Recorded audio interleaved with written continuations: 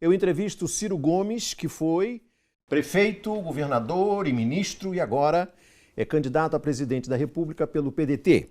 Eu vou perguntar a ele que ideias ele tem para governar o Brasil e o que é que ele tem contra o Lula e o PT. Ministro Ciro Gomes, no lançamento da campanha Seja Sócio da Carta Capital, eu anotei que o senhor disse: basta de denunciar o golpe, merecemos voltar ao governo com novas ideias e não necessariamente com as mesmas pessoas.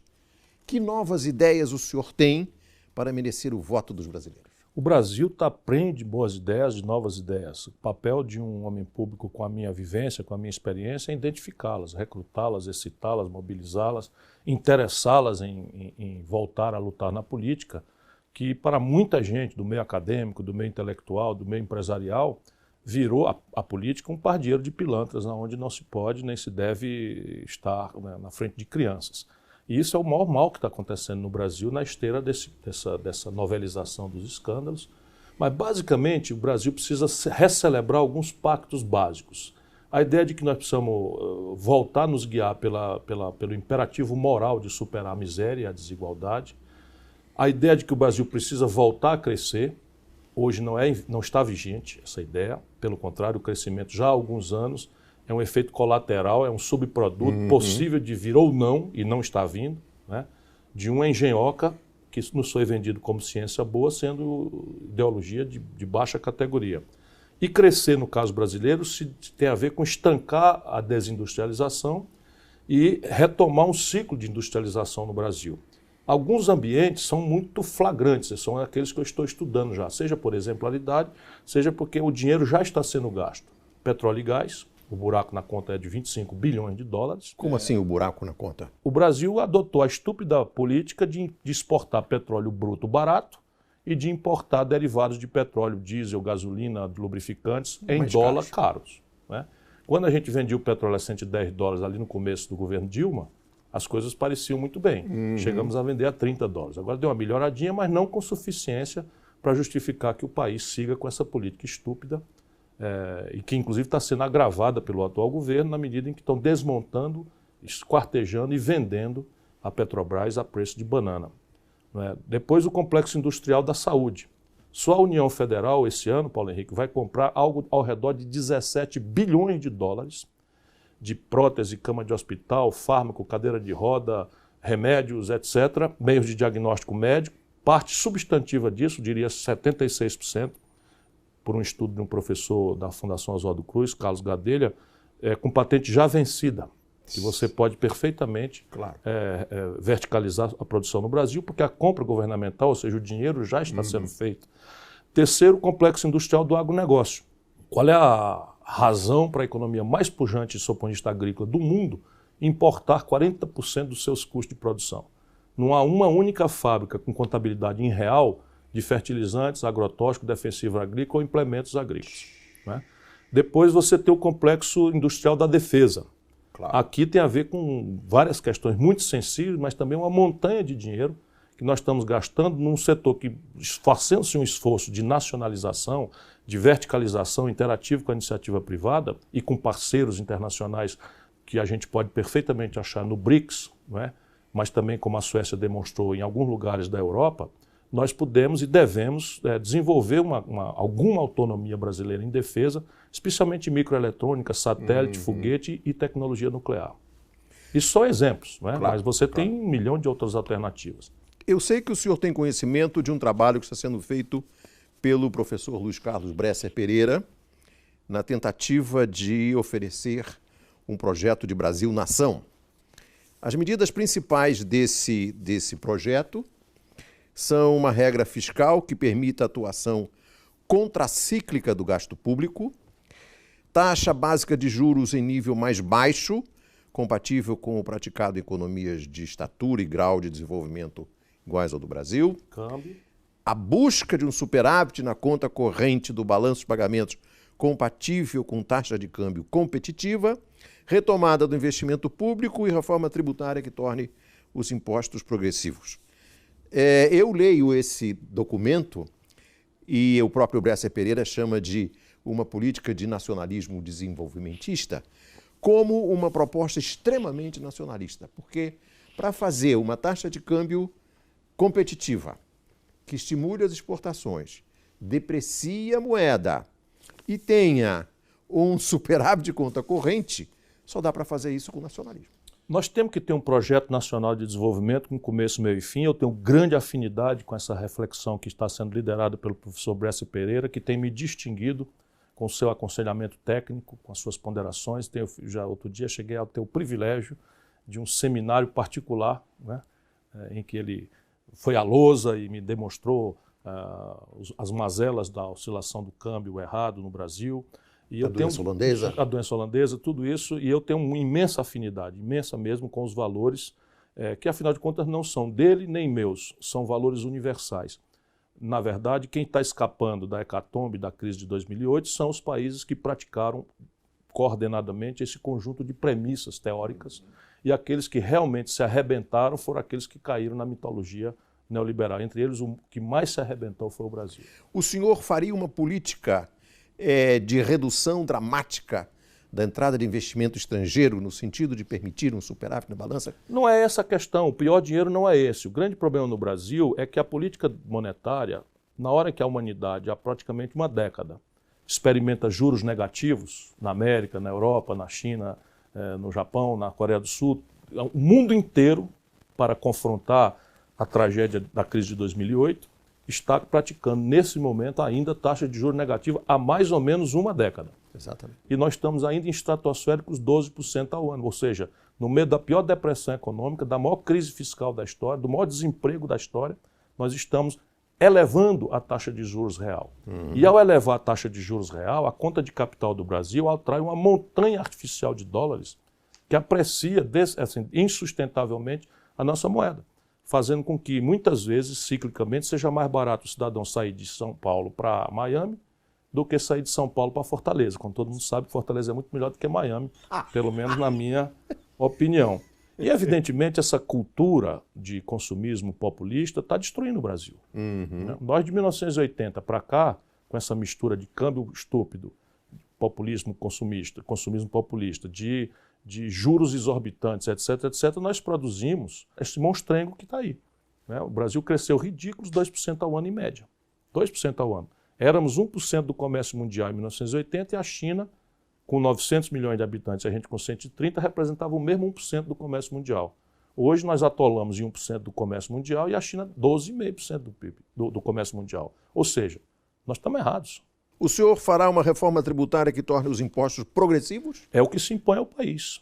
Eu já, como ministro da Fazenda, porque hoje em dia eu não acredito mais no discurso político, acho que a sociedade brasileira precisa se guiar por exemplos. E eu, quando fui ministro da Fazenda, eu criei uma alíquota de 35% no imposto de renda e uma alíquota menor para diminuir o peso sobre a classe média e os trabalhadores de melhor salário e aumentar um pouco o imposto de renda sobre os mais ricos. Foi eu virar as costas e o Fernando Henrique revogou isso. Né? Só 2 países da OCDE não cobram tributo sobre lucros e dividendos, o Brasil e a Lituânia. E o Brasil cobrava e o Fernando Henrique revogou. Sim. Evidentemente está errado. O Ceará, meu estado, que é um estado que vai passando ao largo do colapso que quebrou Rio de Janeiro, Minas Gerais, Rio Grande do Sul e mais 14 estados do Brasil, o Ceará cobra de imposto sobre heranças 8%, enquanto São Paulo cobra 4%. Há caminhos para resolver e, evidentemente, isso me faz pagar um preço muito caro, porque as pessoas não dizem que não gostam de mim pelo conjunto de ideias que, de fato, elas não gostam. Claro. Elas querem sempre me acusar de um carteiro de cartas, de palavras azedas, de argumentos um pouco mais veementes, alguns deles até infelizes, porque eu não me absolvo de, estando na vida pública há 37 anos, você não achar aí uma coleção de uns 5 ou 10 momentos, maus momentos, não propriamente felizes, mas sempre expressando o mesmo sentimento, indignação, sabe, solidariedade genuína à causa dos mais pobres, raiva grande do que tenho visto acontecer no Brasil. Fico me perguntando recentemente, se o juiz Moro resolvesse ter amanhecido 6 horas da manhã na casa do William Bonner e tivesse conduzido ele coercitivamente, sem nenhum tipo de explicação para constrangê-lo a dar uma fonte, como as pessoas reagiriam? Mas não, foi um blogueiro meio anônimo, Claro. meio pouco conhecido, meio do nosso lado Claro. e tal. Aí não, aí sou eu que falo coisa azeda e tal. O senhor chegou a dizer, e eu pergunto, o senhor reafirma isso, que se fosse no seu caso, O que eu se quis o senhor dizer, fosse Paulo, coercitivamente conduzido, sem uma intimação prévia da essa justiça, essa é a questão. senhor receberia- Eles editaram, tiraram todas as condicionantes. A mais interessante de todas é uma condicionante geral. Se eu, falando por qualquer cidadão, não fiz nada errado, eu não posso ser preso. Simples assim. É o que está na Constituição. E o direito à legítima defesa pertence Claro. a qualquer do povo. É só isso que eu disse, nada mais. Talvez não tenha dito com as palavras mais lordes, né? Que eu não sou lorde. Mas repara uma coisa, eu estou perguntando de novo. Se o William Bonner tivesse sido ele próprio, conduzido da forma arbitrária, ilegal, né, violenta com que foi esse blogueiro, o Edu. como é que seria a reação dessa gente que hoje me censura? Sim. E daqueles que eu, no Conversa Fiada, chamo de PIG, Partido da Imprensa Golpista. É simples assim. Por que o senhor não foi à cerimônia em Monteiro de transposição do Rio São Francisco, uma obra que o senhor iniciou como ministro da integração do governo Lula? Por delegação do presidente Lula, eu tenho a honra imensa de ter montado esse projeto, de ter confrontado os confrontos que houve que enfrentar, muitas incompreensões. O pacto de mediocridade no Brasil é uma coisa trágica, todo mundo tem pena do nordestino com seca, Claro. mas a única solução estratégica era essa. E eu tenho muita honra de ter ajudado o presidente Lula a tirar isso do papel desde que Dom Pedro II falou no assunto. Naquele dia, entretanto, eu estava com um filho muito novinho, que eu tenho de 1 ano e 3 meses, tinha acabado de sair do hospital no sábado. E eu achei que eu devia ficar com ele. E foi só isso mesmo. O senhor sabe que o presidente Lula o elogiou naquele discurso. Sim, claro, eu sou muito grato. Como sou grato à valentia cívica, né, do governador da Paraíba, o Ricardo Coutinho, que na frente dos temerários e sua banda fez justiça a esse modesto militante da luta brasileira. O senhor disse à Falei Folha agora um PCDista do passado. O senhor disse à Folha de São Paulo que não gostaria de ser candidato se o Lula fosse. Por quê? Na verdade, eu disse uma coisa que também foi subtraída da frase. Como acontece comigo, eu uso apostos, falo as coisas Mas como aqui na elas são. televisão não tem... Pois é. mais difícil Nem com subtrair. você jamais teve. A questão básica é o seguinte, eu serei candidato ou não serei, dependendo exclusivamente da decisão do PDT. Claro. Se o PDT, o meu partido, quiser que eu seja candidato, eu vou com entusiasmo juvenil. Porque eu estou lutando, me demiti de um emprego regiamente pago, que eu estava com a vida que pedi a Deus, porque me considerei obrigado a vir para a luta por tudo que tem acontecido, por tudo que aconteceu no Brasil. Se o PDT quiser, eu apresentaria uma candidatura com todo entusiasmo, com muito amor à nação brasileira, com muita vontade de servir esse grande país e ao seu povo como seu presidente. Entretanto, eu costumo cultivar a verdade. Eu não gosto dessas hipocrisias que também fazem parte grave do colapso da própria respeitabilidade da política no Brasil. E vamos ter clareza, se o Lula for candidato, ele polarizará o quadro eleitoral brasileiro a seu favor e contra si. De uma maneira tal que uma candidatura como a minha, né, terá dificuldades imensas para explicar que lugar quer representar aí. Enfim, eu acho que a candidatura do Lula é ruim para ele. Por quê? Porque ele não conseguirá fazer a proeza que já fez. Na melhor hipótese, ele ganha. Ganha com o país tisnado de ódio, rachado em falta absoluta de escrúpulo, não é? Não existe mais o império da lei, o Estado de Direito foi rasgado, e ele assumiria nesse estado de coisas e com dificuldades muito grandes de fazer. Vai fazer o quê? Vai replicar os acordos que fez? Quem botou Michel Temer na linha de sucessão do Brasil foi ele, brincando de Deus. Né? Quem fez pactos, entregou Furnas ao Eduardo Cunha foi ele. Eu não me afastei porque estive ali, ajudei, etc. Mas eu acho que o Brasil não aguenta mais. Ou seja, para ele é ruim e para o país é um desserviço. Existe a possibilidade de ele perder a eleição? Acho que sim. Porque ele polariza. Sabe lá o que vai acontecer, Paulo Henrique? Daqui até 18. As pessoas ficam, os jornalistas e os políticos, a gente acha que pode fazer futurologia e tal. Mas o que está dado hoje, não é um quadro de degradação ainda maior do que esse que já praticamente nos põe num estado de anarquia. Você vê a troca de de chumbo entre ministro da Suprema Corte, Procuradoria-Geral Gilmar da Mendes República, e o Rodrigo Janot. Juízes prendendo blogueiro, enfim, uma direita fascista. O juiz que libera o vídeo da condução coercitiva do Lula para os diretores e produtores de um filme contra o Lula? Isto é uma aberração. Agora, repare, ele liberou uma conversa privada do presidente da República para a Globo. E o senhor disse que isso nos Estados Unidos estava a prisão perpétua. Dependendo da motivação, é caso de pena de morte. Dependendo da causa. Porque é evidente, o presidente da República fala em coisas sensíveis. Claro. De política externa, de defesa, Claro. seja do que for. Isso é só ilegal, ponto. Tanto que ele pediu desculpas. Mandou prender o Guido Mantega dentro de um hospital. Em seguida revogou, porque houve uma repercussão muito grande. Ou a prisão era ilegal, ou a não prisão é ilegal. Não é assim. Agora mandou prender o rapaz e depois diz que em nome da liberdade de imprensa não vai mais investigar. Espera um pouquinho. Então agora é a repercussão da imprensa, não é mais a lei que orienta o ato vinculado do juiz. Isso eu sou da velha guarda, eu sou professor de direito constitucional. Então, tudo bem, vão se calando aí, vão se calando, eu podia escolher expressões mais modernas e eu ainda torço para que esse negócio funcione como o fim da impunidade. Mas eles estão fazendo o que foi feito com a Satyagraha. O brasileiro esquece muito rápido, mas já houve um delegado valentão, né, que prendia, botava flagrantes ilegais, que vazava para a imprensa, hoje está fora do país, foragido. Já houve um procurador da República, danadão, moralista, chicote moral do planeta, foi expulso da procuradoria. E aqueles acusados hoje... O juiz, o Fausto Martim de Santos, que foi perseguido pelo ministro Gilmar Mendes e hoje é juiz de velhinhos do INSS. É isso. E como se diz não o fizer senhor, dentro da lei... O Daniel Dantas está solto. Com um atestado de decência dado pela justiça brasileira. Então é isso que está fadado a Lava Jato a virar. Se alguns de nós não tiver, vamos dizer, volto a dizer, posso escolher melhor as palavras, mas estou muito indignado. O senhor presidente da República faria o que se tivesse em atividade um juiz como o Moro e uma força-tarefa como a Lava Jato e uma Polícia Federal como essa que está aí? O senhor dirigiria a Polícia Federal? A Polícia Federal tem que agir conforme a atividade vinculada. Ela, evidentemente, que a serviço de um mandado judicial não pode ter interferência do presidente da República. Mas as práticas, por exemplo, de vazamento seletivo, isso tudo é responsabilidade do presidente da República.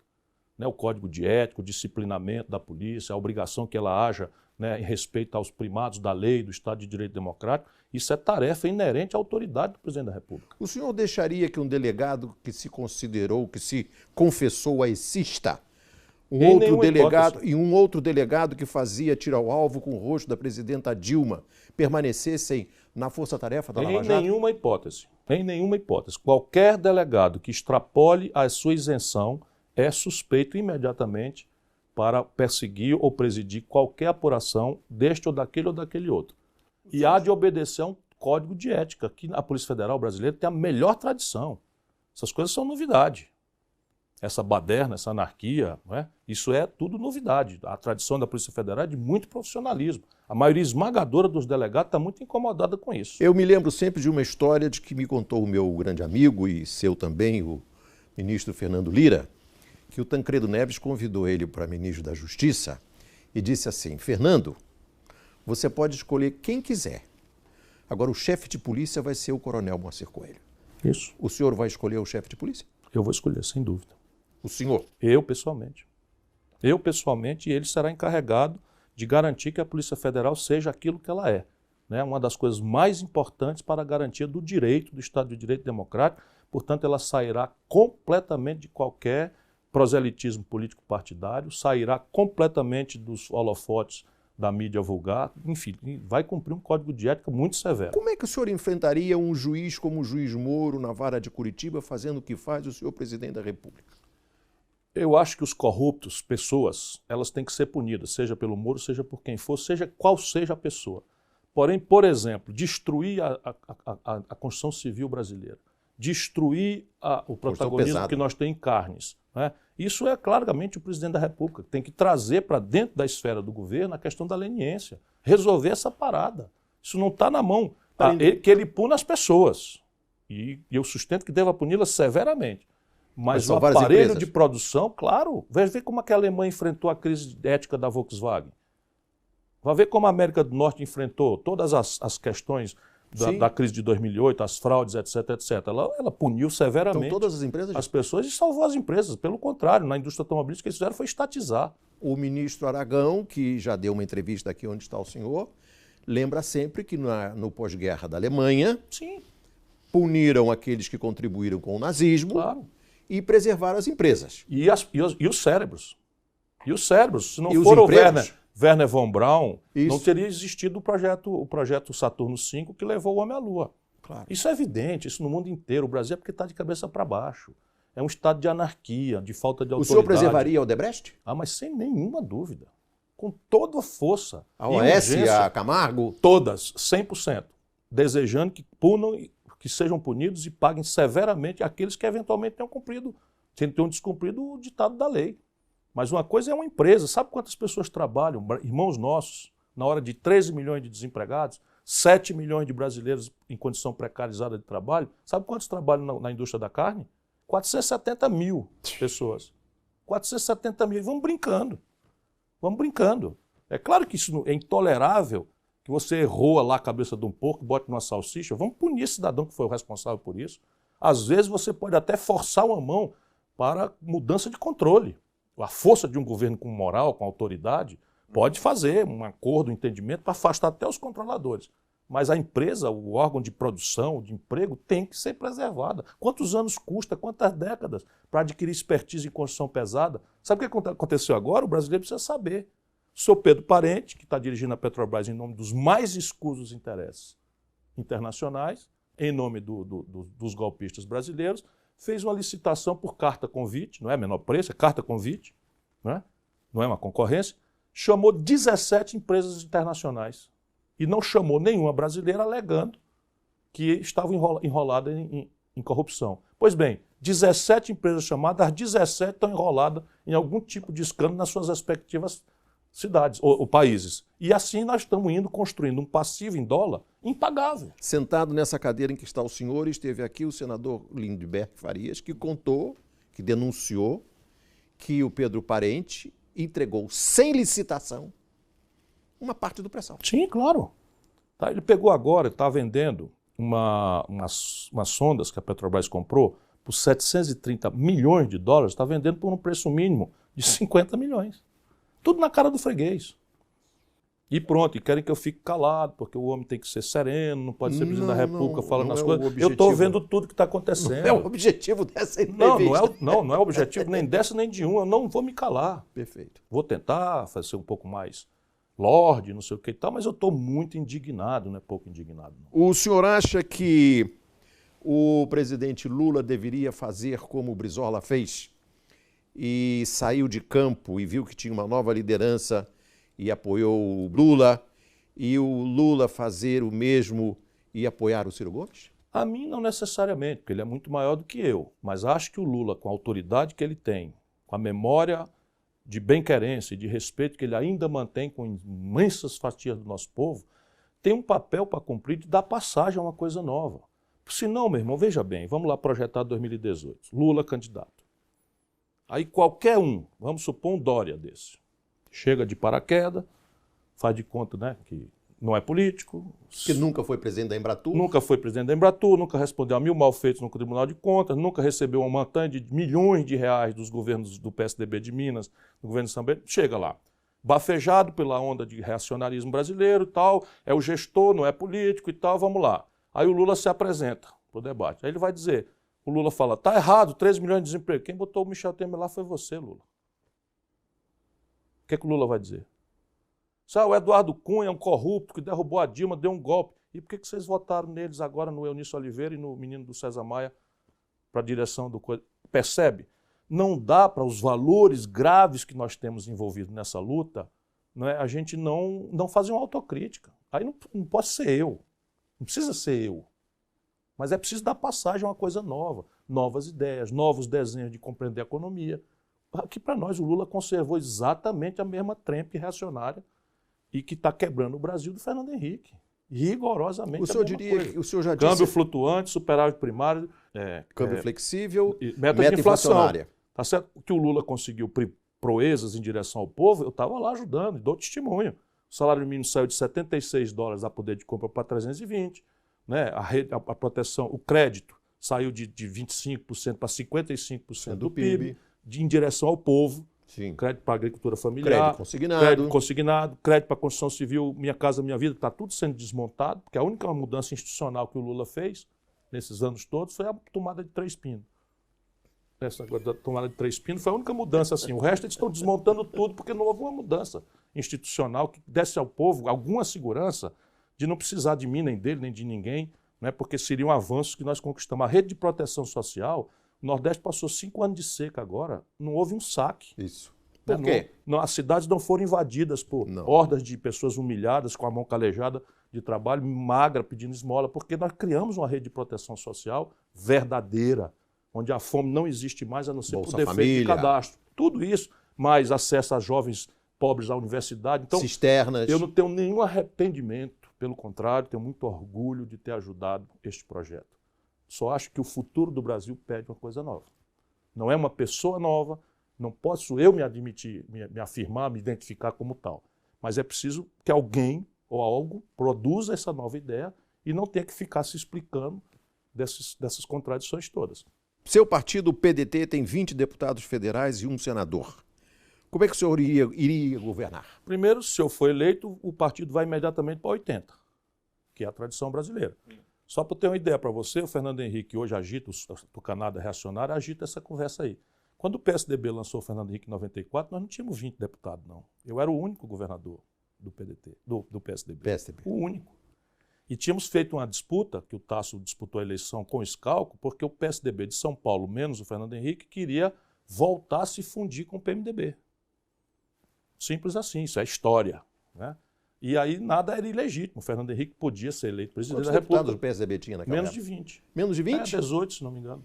Bom, quando o Lula foi candidato, quando o Lula foi candidato a primeira vez, em 89, e ninguém desqualificou ele por isso, tinha 12. O PT. O PT chegou a 80. O PSDB chegou a outro tanto aí e tal. Então o PDT também vai crescer. Mas não é essa a questão. A grande questão é a experiência que a Dilma não tinha. É um conjunto de princípios que o Lula não teve a partir do segundo mandato e que o Itamar Franco teve, por exemplo. O Itamar Franco não tinha maioria orgânica no Congresso. O Congresso Nacional Brasileiro estava desmoralizado.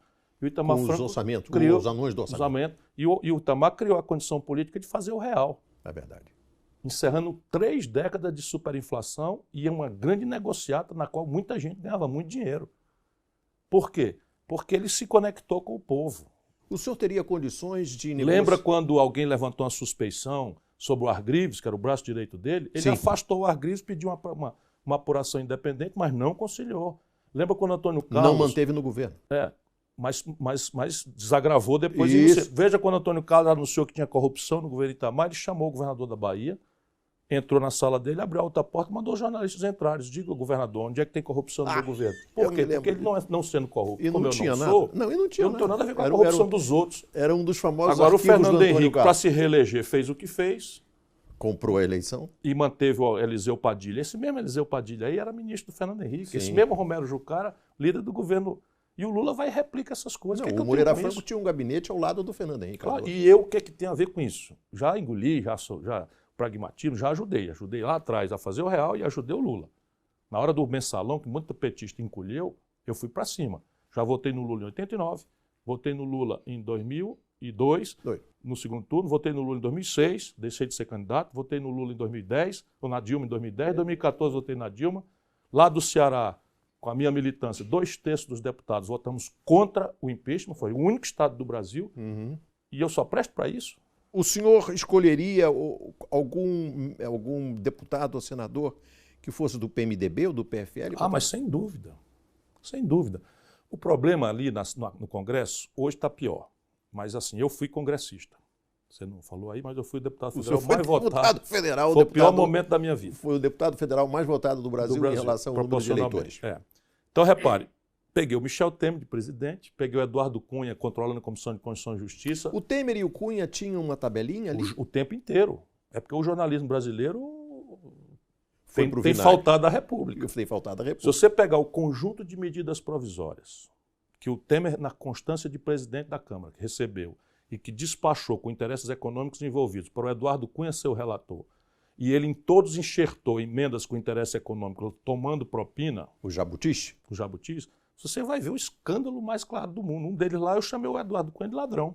Aí tudo bem, naquela data eu sou destemperado, eu sou não sei o que e tal, eu sou obrigado a esperar 20 anos, 12 anos, 15 anos para todo mundo ver que o cara está assaltando a República, no meu lado, e eu estou omisso, só porque não é assim que se fala, tem que achar uma palavra mais elegante. Eu estou meio invocado com esse assunto hoje aqui. Eu sei. Mas não vou abrir mais não, eu estou velho, eu vou fazer 60 anos esse ano e ninguém diz é que eu respondi a um inquérito, nem para ser absolvido. Esse aqui eu posso apresentar para o povo PDT brasileiro. foi delatado por ter recebido dinheiro de empreiteira. Não recebeu. Como financiar as campanhas? Sim, primeiro não recebeu. Não. Os camaradas falaram isso, eles estavam confundindo numa ligação telefônica PTB com PDT.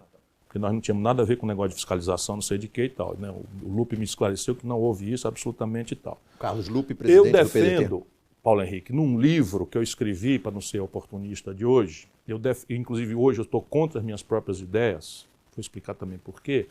Eu escrevi um livro em 1995 com o professor Roberto Mangabeira Unger. Ali tem proposta o financiamento público de campanhas, o sistema de listas fechadas, o voto distrital misto. Lista fechada? E o recall. Sim, naquela data. Teoricamente, nós estamos defendendo. Mas então o senhor é a favor do distrital misto? Isso teoricamente. Teoricamente. Distrital misto, lista fechada, a forma de constituir a lista tem que ser pública, não pode ser pela burocracia partidária. Ah, tá. Tá certo? Então as convenções têm que ser abertas e há uma eleição entre os filiados do partido ou os simpatizantes, que são os caucus americanos, para que a lista se constitua não por ditado da burocracia que vai botar os ladrões, os sem voto e tal. Como que o povo escolheria os membros de uma lista Se do filiando, PDT? se filiando, se ele tem simpatia pelo nosso ideário, ou por mim, vamos lá, porque é normal também que nos países onde há o sistema de lista, as pessoas olham para o primeiro da lista, ou o segundo da lista, que são os representantes daquele ideário. Perfeito. Mas o ideal é que você se filie ao partido. Então, o conjunto da sociedade acha o partido da sua predileção, se filia e passa a ter influência direta na eleição, como é na América. Os partidos, a escolha de um candidato a presidente nos Estados Unidos, quanto mais da lista de deputados, é tudo feito com participação popular por 1 ano e meio, 2 anos. Sim, sim. São os caucus que eles falam, caucus do GLBT, caucus do... E o financiamento das campanhas? Sou a favor que seja público. Público. Porém, eu não vejo mal nenhum no financiamento empresarial, desde que se ponha sobre ele a luz do controle social, a transparência radical. O que é que eu advogo? Você obriga que os partidos anunciem no mesmo status da propaganda da televisão os seus anunciantes. Este programa e este candidato é financiado com as seguintes contribuições. Odebrecht 500 mil, OAS não deu sei quem tanto. tanto e tal. E a população, por quê? Repare, o poder econômico é um dado irremovível da realidade. Não adianta a gente ter aversão a isso. A moral católica, muitas vezes de boa fé, né, afirma que é mais fácil um camelo passar no fundo de uma agulha do que um rico ganhar o reino dos céus. Mas isso é metáfora. Né? O poder econômico é um dado irremovível da realidade. Portanto, a única forma de você ver o que o poder econômico está fazendo em relação ao poder real, poder político, é luz. Transparência, controle social, de maneira que quando eu for escolher o meu candidato, eu agrego entre os valores que eu vou usar, né, que tipo de financiamento ele faz. Aí eu permito a um candidato honesto, não se misturar com os outros. Como diz aquele juiz americano, o sol é o melhor desinfetante. É o melhor desinfetante. A matéria podre não resiste ao sol, é isso aí. O presidente Nós temos uma alternativa para a transição trágica que nós estamos vivendo aí. Nós podíamos estatizar as 2 próximas campanhas nacionais. Como assim? Ao invés de dinheiro para os políticos, para os partidos, nós entregaríamos todo o dinheiro para o Tribunal Eleitoral, que unificaria as linguagens e faria a campanha. Por transição, para a gente purgar esse desastre que está aí. E o senhor acha que nós vamos ter eleição em 2018? Ah, sim, acho. Tenho que achar, senão eu já tinha que... não se pode falar nem metaforicamente, mas há momento de lutar. E as linguagens da luta são dadas pelo adverso, pelo inimigo. Mas como diz o como meu é que amigo não vamos ter eleição? Meu amigo Fernando Moraes, jornalista, escritor, será que eles deram esse golpe para deixar o Lula ser presidente? Vão fazer o diabo para que não aconteça. Mas será que eles têm capacidade de, na frente do povo, de subtrair o calendário eleitoral? A campanha de Gilmar Mendes já está na rua. Sim, mas é para eleição indireta, porque vão caçar o Michel Temer, provavelmente. Vão? Acredito. E o Gilmar... Menos por amor à ética e mais porque, conforme previsto, ele não está entregando os valores que deram a ele a presidência da República por esse golpe. A administração fiscal, especialmente, é a mais ruinosa da história do país. Tudo bem, tem a PEC 55 para o futuro, que vai congelar em 20 anos o gasto com a saúde, com a educação, que, como todo mundo sabe, está sobrando dinheiro. Estou fazendo ironia trágica aqui. Mas esse ano, amanhã, estou falando para você na segunda à noite. Terça-feira, o Meirelles vai convocar uma entrevista e vai dizer o corte de sei lá quantos bilhões de reais no orçamento, que já não tem nada, e mais o aumento de impostos. Precário, porque ainda vem mais outra rodada de aumento de impostos, para chegar ao astronômico número de 139 bilhões de reais de déficit primário, que é o déficit excluído os 600 bilhões de reais. Ele vai sufocar juro da dívida. Quebraram o Brasil. Quebraram o país. Vai sufocar o país. E aí, repare, porque a receita está despencando. Não tem receita. Então... Mas o senhor não acha que o presidente Gilmar Mendes... Não vai entregar a reforma da Previdência, não entrega a reforma trabalhista. E aí a plutocracia está dizendo, não entrega, vai ficar aí fazendo de conta Os que é empresários já presidente. estão querendo a cabeça da presidente do BNDES? Muito justo. Ela entregou 100 bilhões de reais na maior pedalada fiscal da história do capitalismo mundial. Não por culpa dela, mas o temerário fez. Ninguém sabe disso. O BNDES tinha ali 100 bilhões de capitalização para financiar a atividade produtiva, etc, etc. Com a TJLP que eu criei quando fui ministro da Fazenda, que é uma taxa de juros diferente dessa imoralidade que está aí quebrando o país. E o Michel Temer exigiu que o BNDES antecipasse em 10 anos, 12 anos, 14 anos, 100 bilhões de reais e jogou tudo no saco sem fundo da dívida, mascarando o déficit. Ou seja, pegou uma receita que só existe uma vez, como se você vendesse a casa para pagar a diferença do que você gasta mais do que arrecada por mês. Eles fizeram isso. O número do ano passado está artificializado em 100 bilhões, fora outras coisas. E eles vão agora tentar fazer o negócio. Só que a receita despencando, já mentiram para o povo, vão aumentar impostos. Amanhã. O senhor tem conversado com empresários Bastante. Que estão insatisfeitos com esse governo? Estão muito insatisfeitos com o governo, mas eles têm uma afinidade na agenda, nas manchetes da agenda. Eu estou tentando mostrar para eles que as manchetes da agenda têm afinidade comigo também. Tinha com a Dilma também. Tinha com o Lula também. A questão é como é que você pratica essas manchetes. Austeridade fiscal. É alguém aqui a favor de coisa? Aí a Dilma falava em austeridade fiscal, nomeou o Levi, né, que, francamente, eu devo até poupar aqui maiores comentários e tal, e fez renúncia fiscal de 84 bilhões de reais em 2014 para os oligopólios, transformaram em remessa de lucro para o estrangeiro. Arruinou o país, já começa a ruína ali. E então o Michel Temer está repetindo a mesma coisa, né? O mesmo ideário, a mesma coisa.